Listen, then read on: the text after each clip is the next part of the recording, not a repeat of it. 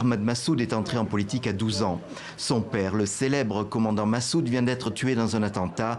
C'était un symbole de la résistance afghane contre les soviétiques puis contre les talibans. Le fils est programmé pour lui succéder. 18 ans plus tard, l'homme est encore jeune et veut entrer dans l'arène sous le signe du père.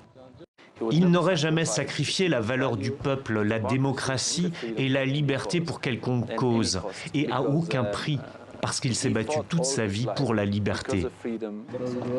Après la mort du commandant Massoud, la famille part vivre à l'étranger.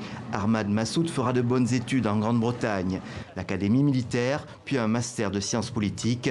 Il ne rentre en Afghanistan qu'en 2016. Là où je pense qu'il peut réussir à unifier, c'est qu'il est jeune et qu'il représente cette jeunesse dans le pays. Et je pense une jeunesse plutôt citadine qui en a marre des anciens, qui en a marre des guerres et qui voudrait pouvoir avancer. Et c'est là peut-être ce qui le différencie, je dirais, des gens qui l'entourent. Ce qui inquiète et motive aujourd'hui le jeune héritier, ce sont les discussions entre talibans et Américains au Qatar. On dit qu'un accord serait proche sans que les Afghans ne soient consultés. Cela revient à donner de l'espoir aux groupes terroristes à travers le monde. À leur dire, si vous vous battez, si vous continuez, nous finirons par vous reconnaître. Nous n'allons pas vous anéantir, mais au contraire, nous vous donnerons le pouvoir.